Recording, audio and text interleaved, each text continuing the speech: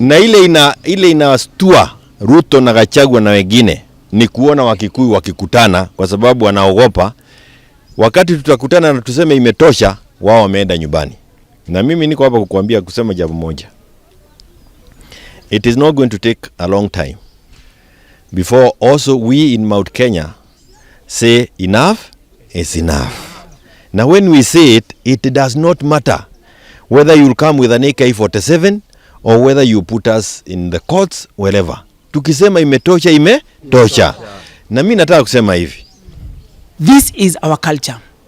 And we are not going to be subjugated by you, Ruto, and you Rigathi.